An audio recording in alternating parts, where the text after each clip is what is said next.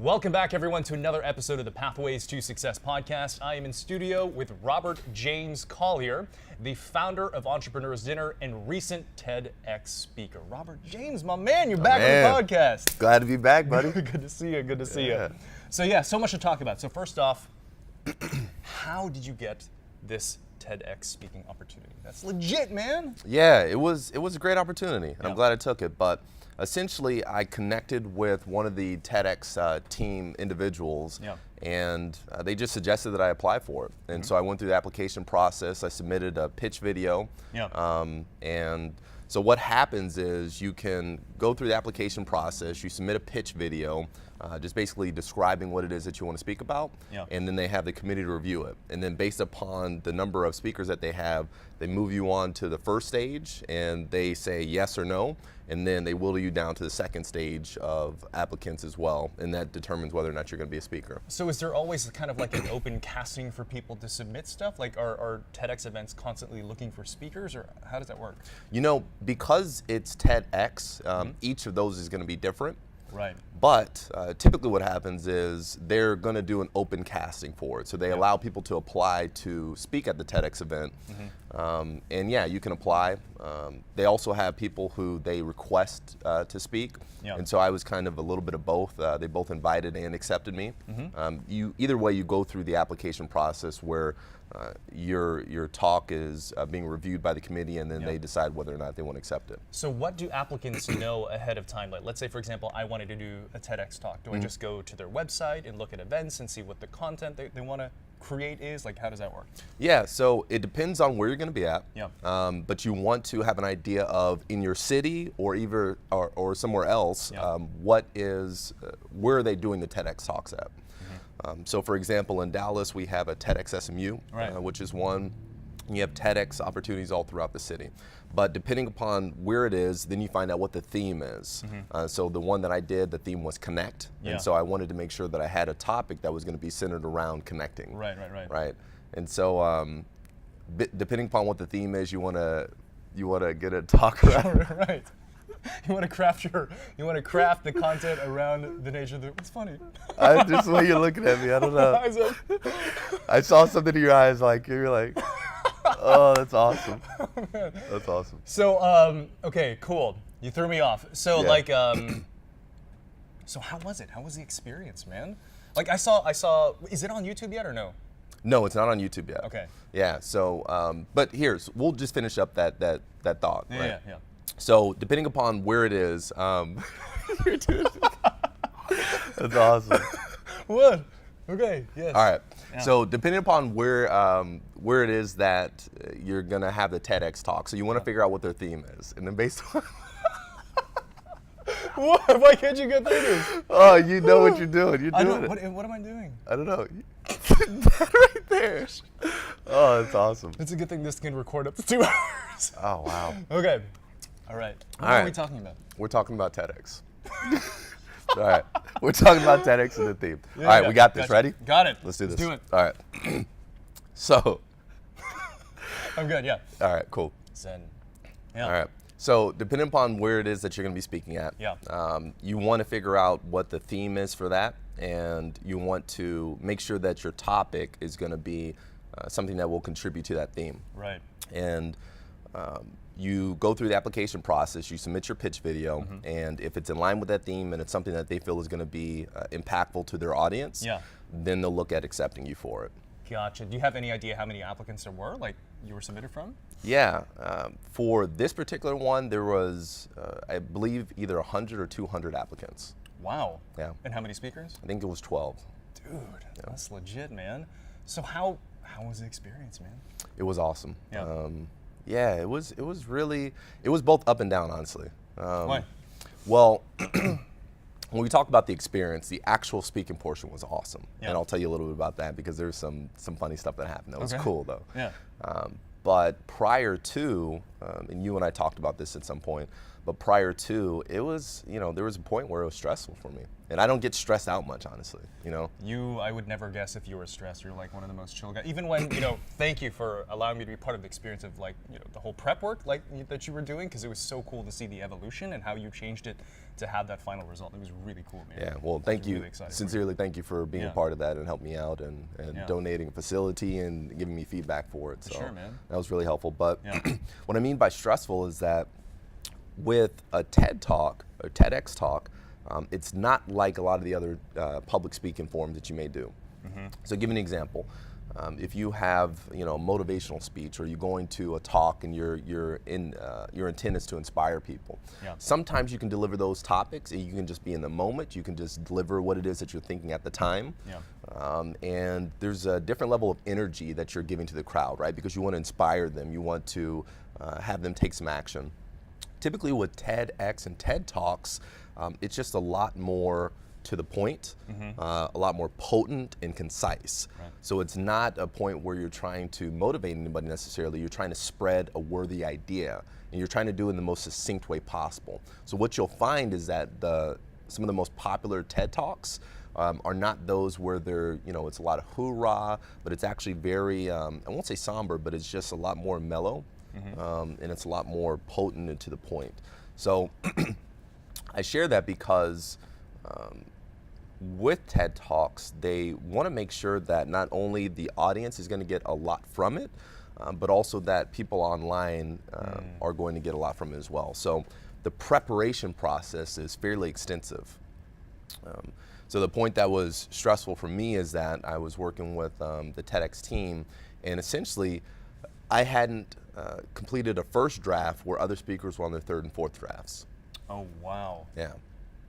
Wow, so there's kind of like a management process throughout that, so. That's right. Wow, okay. Yeah, so you're working with coaches.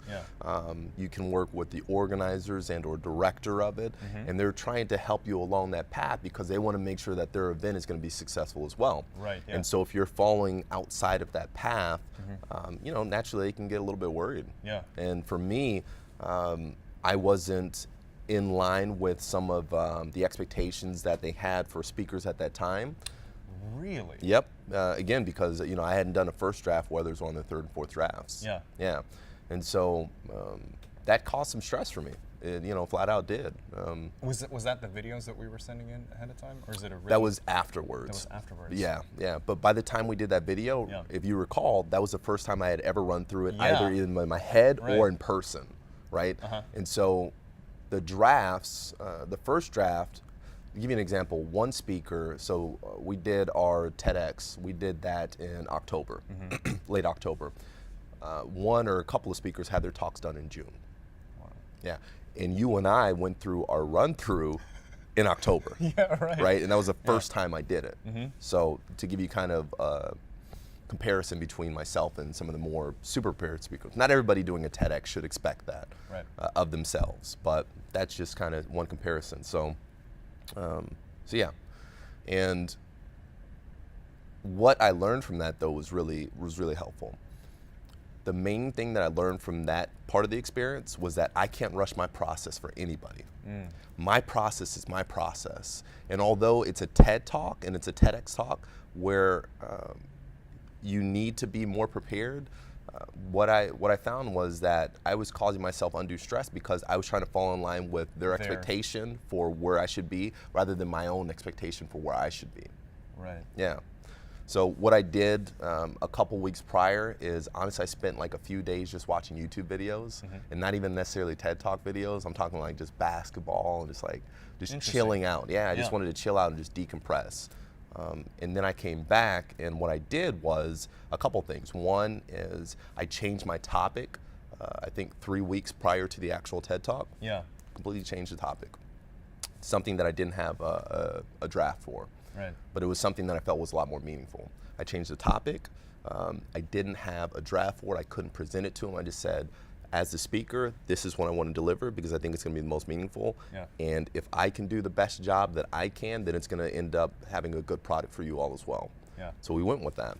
And that when we did it together, when we went through that run through, I submitted that to them and they felt better about it. Awesome. Yeah. Wow.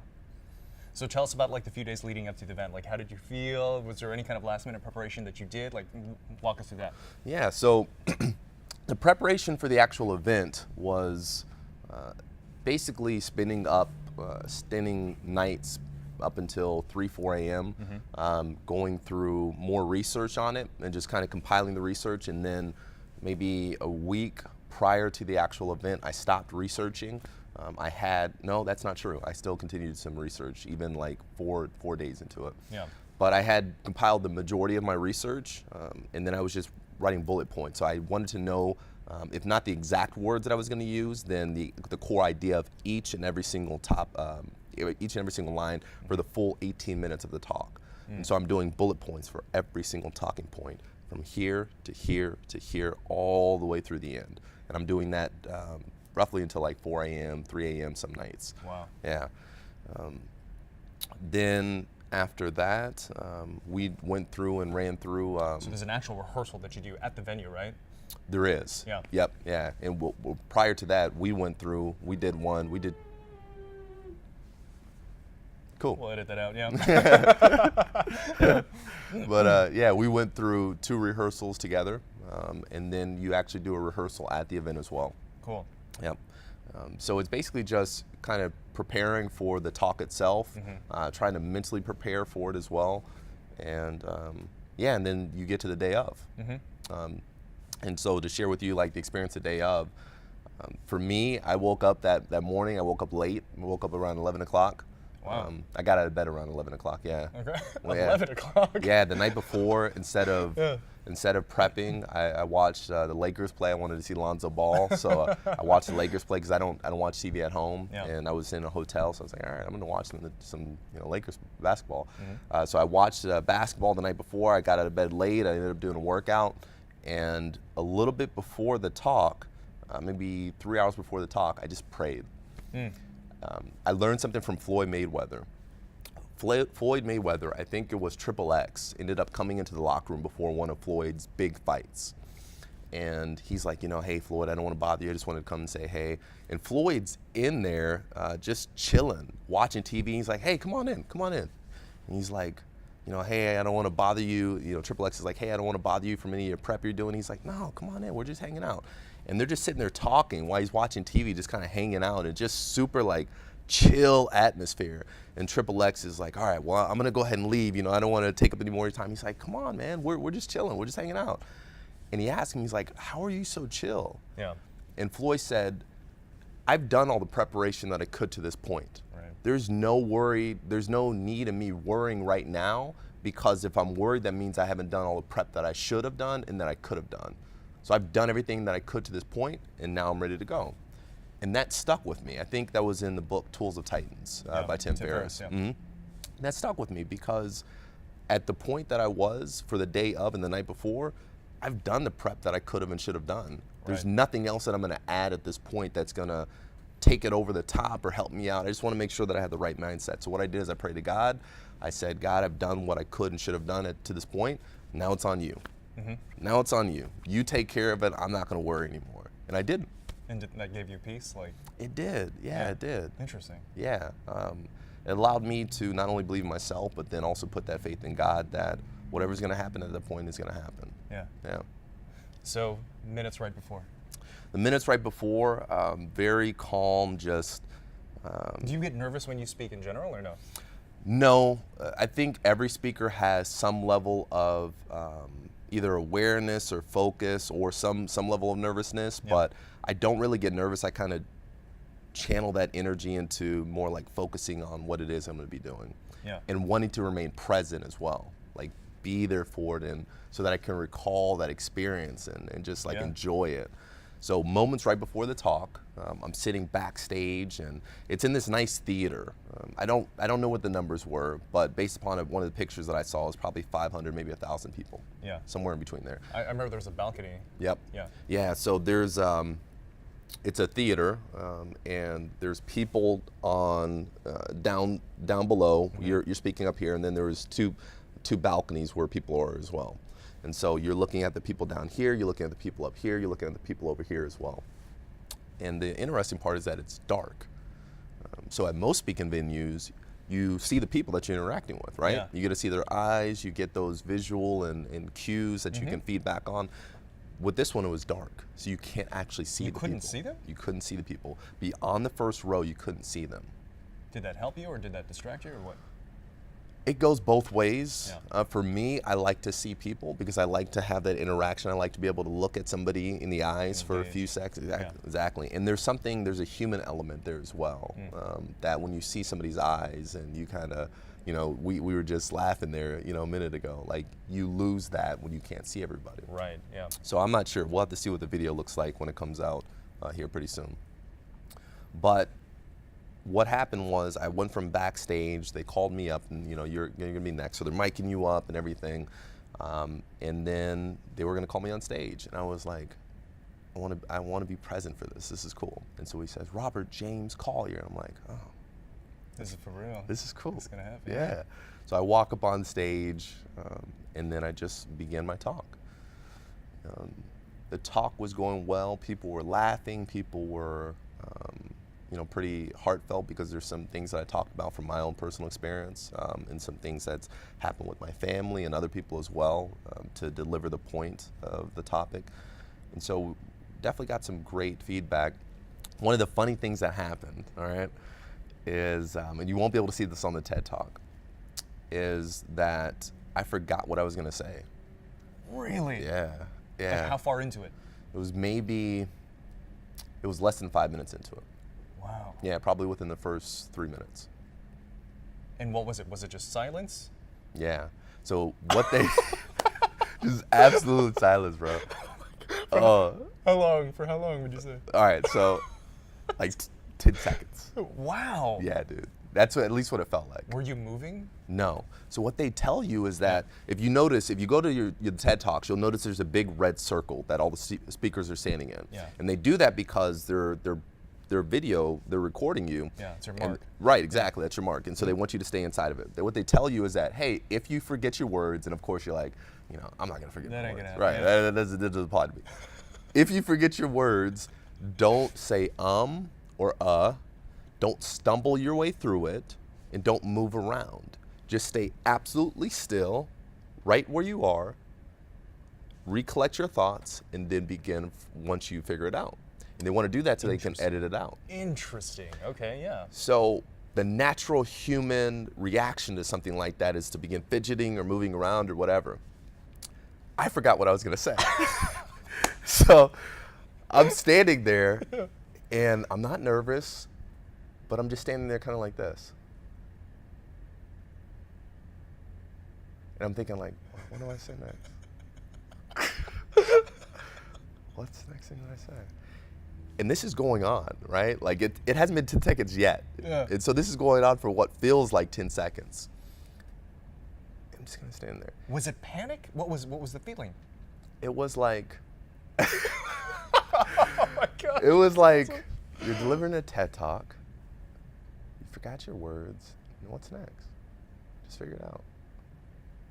So no, it wasn't panic, it was just like, I'm here, this is happening.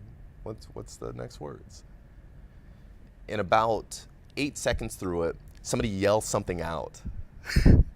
I don't know what they said. I don't know if they were a heckler or what. All I hear is, oh no! So wait, in the silence? in the silence, in the dead silence, somebody from the crowd yelled something out. So they knew something was going on. Like, was it a reaction to, you think? It was a reaction, but I don't know if it was positive, negative, or what. Like, I don't know. Yeah. Can we curse on here? Yeah, I mean, it's, yeah. I don't know if it's somebody being an asshole. Yeah. Or if it was someone like trying to be encouraging. I'm definitely sure it was more on the asshole side than the encouraging side. So I have no idea what they said. Yeah. But then about a second after that, I recalled what I said or what I was going to say, and I went right back into it. Oh, it brought you back, maybe.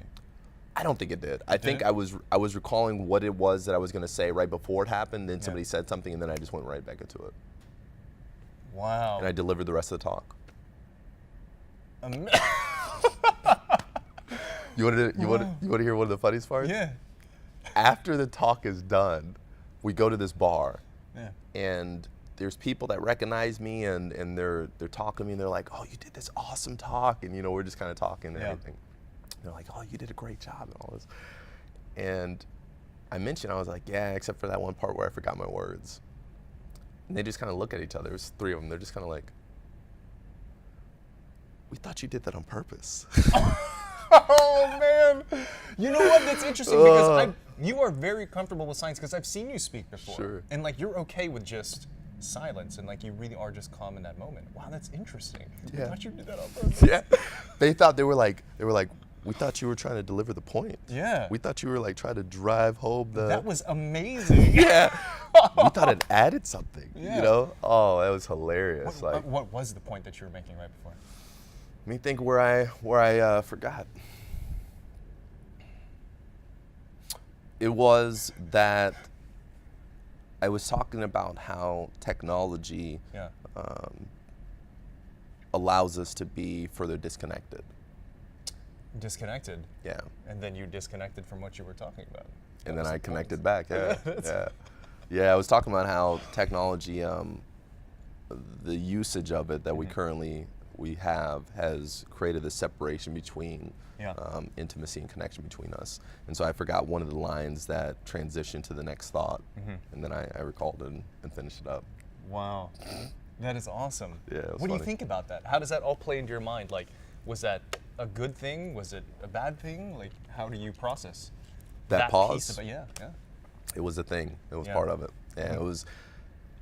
Honestly, it's going to end up being a good thing. And the reason for that is because now that I've gone through that, that's the first time I've done it, where I've not recalled the next thing I was going to say. And mind you, it's 18 minutes. Yeah. There's a lot of stuff to remember. And I just changed my topic like 2 weeks prior to the actual talk. Yeah. So there's a lot of stuff to remember. But it showed me that even despite forgetting the next thing I'm gonna speak about, I was able to still deliver an excellent talk. Yeah. So it's almost reinforcing. That and what the TEDx team was saying is that they may use it for exactly what you should do in that scenario. Interesting. Yeah, How so about that? they may end up using it as the paradigm for if you forget, or this is what you do. And they may show that video unedited, that piece, and say, this is what you do if you forget your words. How about that? Yeah. Well, that can only be a good thing then. Sure. What? Sure. Yeah. Dude, that's awesome. So it was a great experience. It was a lot of fun. After you do a TEDx talk, does it increase or decrease the likelihood of you being able to do another one? I'm not sure. Yeah. I'm not sure.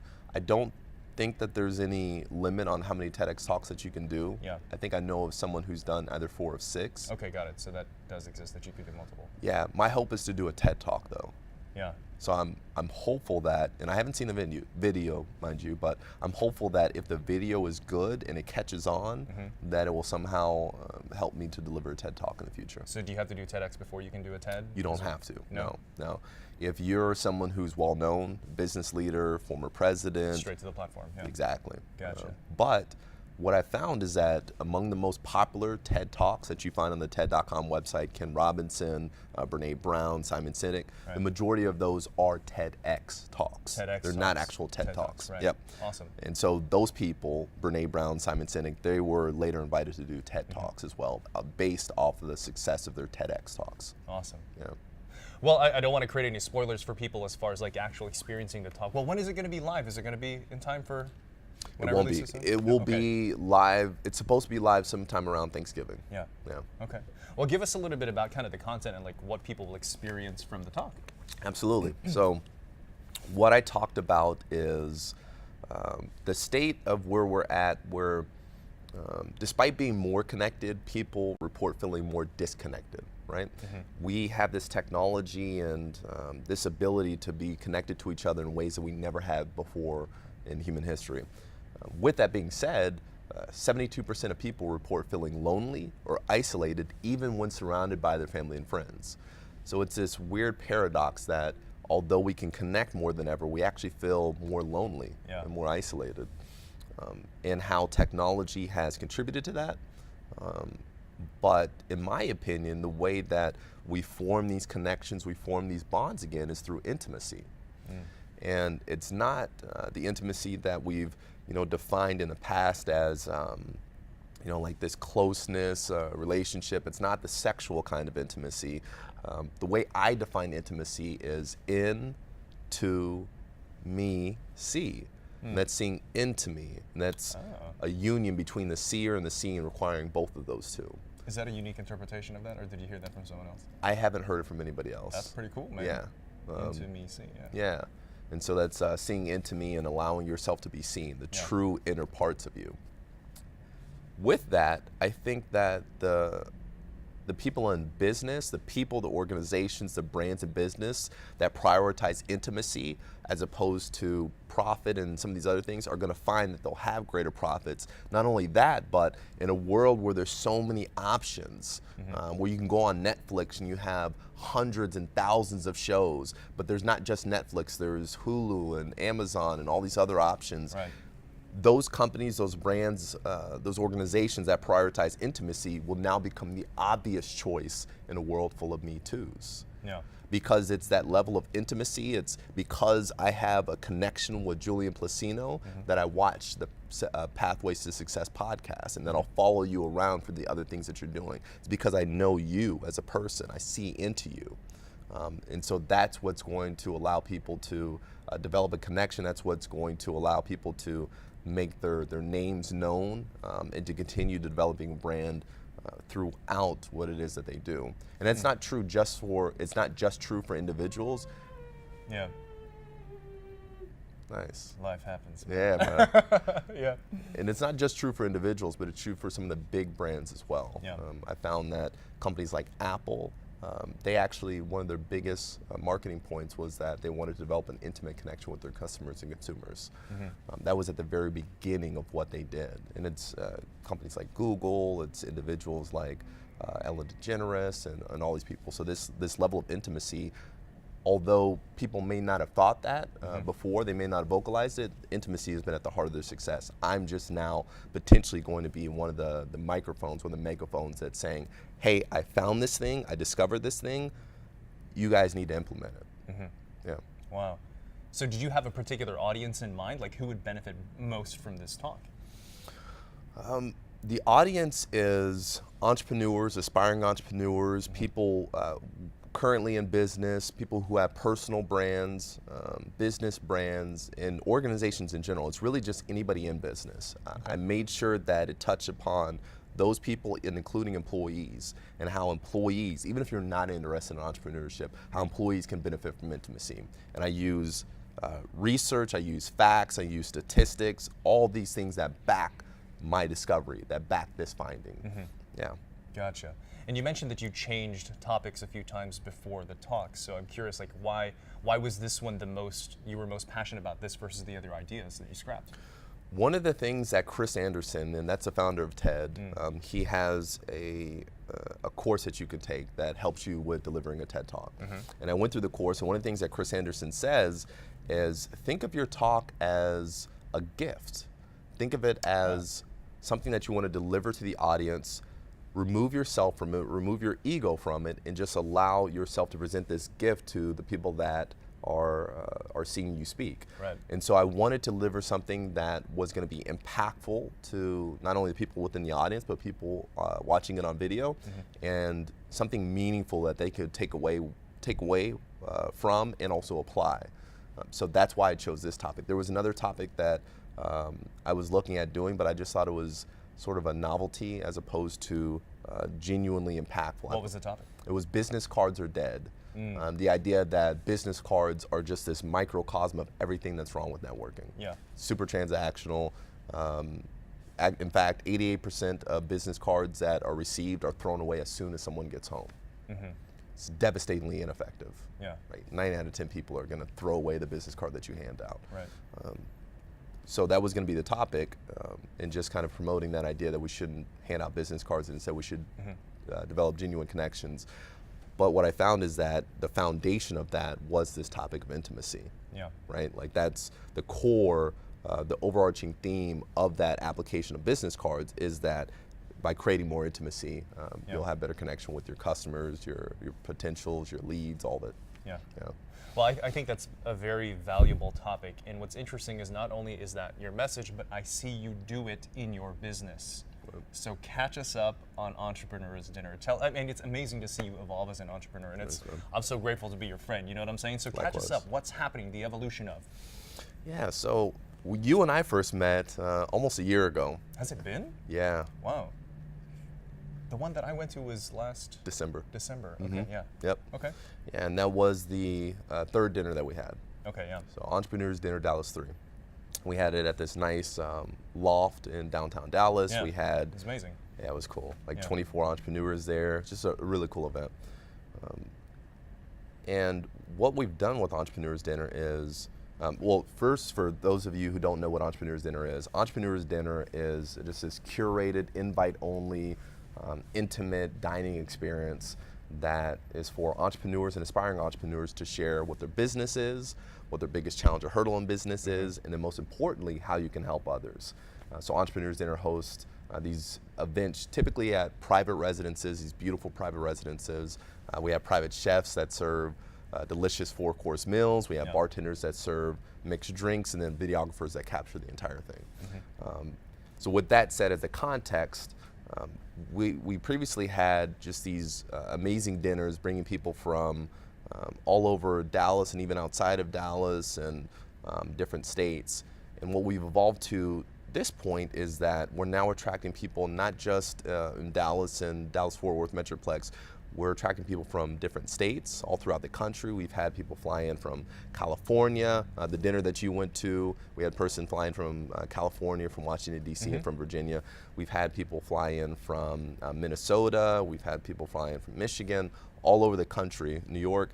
But we also had our first international attendee recently. Oh, sweet. Yeah, so we had someone flying from out of the country to attend one of our events. How did they hear about the thing? I'm in a mastermind with them. Okay, yeah. Yeah, and so over time, as with anything, same thing with your podcast is when you have some level of consistency and people see that you're actually working on and about what it is that you're doing, they start to take notice and like, wow, I've seen you pour energy and love into this thing. I'm seeing it grow. I want to be a part of that. Yeah. And so, yeah, he came out from outside the country, and I'm sure we'll have a lot more international attendees as we kind of continue. That's awesome, man. But yeah, so what we're doing is we're continuing to have these awesome dining experiences, but we're also moving more to an experiential model as well. Where, for example, at our last dinner, we actually had it on the 75-foot catamaran yacht. Yeah, I saw that. I was like, oh my gosh. It's freaking crazy. That's amazing. That was fun. Yeah. That was fun. Mutual friend of ours, Gary Day Rodriguez. Gary Day Rodriguez, yeah. Awesome individual. Some people call him the most interesting man in the world. He is. He's like the real life version. Yeah. And he's been a number of our events. He said that was the best one yet, hands down. I know that he gained 5 or so leads to work with and people that he's going to end up being friends with and work and collaborate with. We had some people who said that it felt like just like a getaway, like a trip. Yeah. They just got back from vacation. So that was a lot of fun. I mean, just having it on the water, and that was beautiful. Our upcoming dinner, which is going to be December 2nd. December 2nd, okay. We're going to be doing a mystery speakeasy experience. Mystery speakeasy? I'm so excited about this, yeah. Can you shed any light on what does that mean? Yeah, I'll shed a little bit. So if you're familiar at all with the speakeasy, it's basically these sort of underground bars. It's inspired from the Prohibition when alcohol was banned, that you would go into maybe a barber shop or a grocery chain, and then you would have to have this passcode. You'd kind of say, hey, I'm here to drink. I'm here to go in the back. And so you would be open to a back area where people were just having a good time at this bar. And so what we want to do is recreate that sort of experience. Interesting. That's cool, man. Yeah. So we have multiple venues that people are going to be going to. In one night? In one night. Oh. I feel like I've already shared too much. That's but yeah. Okay, yeah. So we have multiple venues. That's cool, man. We're doing a mobile dining experience. Oh, wow. Yep. Which is going to be very unique. And it'll require passcodes in order for people to get to one venue to the other. Yeah. They'll have to find some clues in order for them to know where the first venue is. This is next level stuff, dude. Yeah. Wow. Yeah, it's gonna be cool. So it's gonna be a lot of fun. It's gonna be a lot of fun, and we're working with some people on it to make it an entire experience. Because one of the questions that our videographers, they're awesome, and they and other people were like, man, we're doing on a freaking yacht. What's next? Entrepreneurs Dinner on the Moon? On the moon. Like, yeah. That was their comment. And so that means that we need to continue, upgrading these events and making sure that the people that are coming to them are feeling like they're deriving the same value and better. So that's from the people that are there and making sure that they're high caliber entrepreneurs that are serious and committed to their business and upgrading that, but also that they're having a great time with these entrepreneurs. Yeah. Because what separates us from a lot of other people is that level of intimacy, that they can quickly get to know people and on a genuine level feel supported by them, feel supported by those like-minded entrepreneurs, but also know that they can grow their businesses together.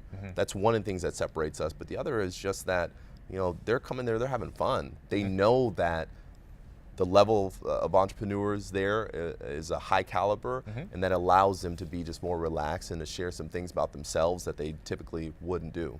One of the biggest pieces of value that I got from Entrepreneurs Dinner was, of course, it was like a curated group. Like, I don't know if you're still going to continue to do this because you put so much into finding good people. Because we had a whole 60-minute conversation with you, right? Yeah. Do you still do that? I won't be moving forward, unfortunately. Yeah. It's something I really enjoyed and I want to put time into because I want it to be super intimate. But moving forward, there's no way that I can do that with each attendee. But a lot of it is referral based on the people, and good people always know good people, and that's how you get people to show up. Yeah, that's one of the amazing things about this dinner, honestly, is that we haven't spent $1 on marketing thus far. Yeah. It's all been, and not only that, I haven't even promoted it on multiple social media channels. Yeah. It's all been through my personal Facebook profile. So all those views are all organic social shares? That's it. That's amazing. Yeah, wow. And the fact that we're filling these dinners with either people that I know, but there's only so many people that that are entrepreneurs, and that want to come to an event. So then it becomes people like you who have had a great time, and then you share and say, hey, you got to know Rob, you got to come to these Entrepreneurs Dinner events. So the word of mouth referral, which is the best kind of referral, 100%, that's been the bulk of how we've met new attendees and new people come and continue to refer other people to come to these events because they're deriving just great value from it. So that's awesome. We'll do paid marketing here in the future.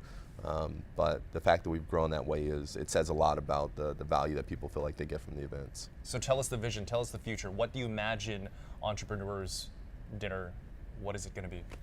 So Entrepreneurs Dinner is effectively going to be a lead magnet for a larger business. What I want Entrepreneurs Dinner to be is this event that people come in, they have a great time with, they find other people that they can partner with, do business with, do life with, become friends and genuine comrades with one another. But I want them to be inculcated in the culture of Entrepreneurs Dinner, which is this intimacy, this give first mentality. Yeah. And then from there, I wanted to serve as sort of an ecosystem for our entrepreneurs, for our customers. Interesting. Yeah. And so we want to be able to offer training to the people that come to our Entrepreneurs Dinner events. We want to be able to offer courses to these individuals. We want to be able to offer masterminds to them to help them to grow their businesses with other like-minded entrepreneurs who are interested in being supported by them and who want to grow together. We want to be able to refer people to them. So if someone needs help with Facebook advertising, if someone needs help with sales, then we want to be able to refer them to other entrepreneurs that are currently doing those things. Yeah. Beyond that, we want to have some of the best products and services that are currently out there that are not necessarily affiliated with Entrepreneurs Dinner, and we want to affiliate ourselves with them. So that's an affiliate model, right? And so we want to be able to present some of those services and bring them to our folks. We want to partner with great businesses and brands who just do awesome things for entrepreneurs and have them to deliver just a curated experience specifically for our entrepreneurs and Entrepreneurs Dinner, and also to give just some cool stuff. For example, we'll be working with a co-working space that's going to give away a free week of co-working. Oh, sweet. Among other things. Cool, man. So things like that. And I'm trying to think if I want to share some of the other things. We're looking at potentially doing investments with our entrepreneurs. Interesting. We're looking also further down the road the potential of doing an agency. And so I mentioned to you that we want to be able to refer individuals who need some assistance. Further down the line, and this is much further down the road, there's no reason why we couldn't potentially have an agency that if you need help with any aspect of growing your business, our business can help you out with that. Yeah. And that means having people in-house to assist with those things as well. Yeah, and of course, continuing with experiences. We're talking one-day events, 3-day retreats overseas, going to different places, making sure that we have some of the best business leaders from across the country and also internationally attending those retreats, and of course expanding Entrepreneurs Dinner itself to multiple cities around the country and also internationally. That's awesome, man. Dude. Robert, how do people learn more about Entrepreneurs Dinner, connect with you socially? Give us all this stuff, man. Cool. So if you're interested in attending Entrepreneurs Dinner, what you should do is go to entrepreneursdinner.com/apply and apply there, and I'll make sure to review your application. If you want to connect with me personally, you can go to facebook.com/robert.james.collier, or you can search Facebook for Robert James Collier and you'll see me. And also I'm on Instagram if you want to go there, at Robert James Collier, and we can connect that way. So, and I'm sure you'll have some links in the show notes. Everything will be in the show notes as well, for sure. Cool. This is awesome. Yeah. That's so fitting that happened just right at the end. That was you, man. Why are you doing that? Well, this has been a pleasure, man. Rob, likewise, absolutely. So awesome. So everyone, please make sure to connect with Rob and also Entrepreneurs Dinner. Everything is going to be in the show notes. As always, make sure to subscribe, comment, and share, and we'll see you on the next episode of The Pathways to Success.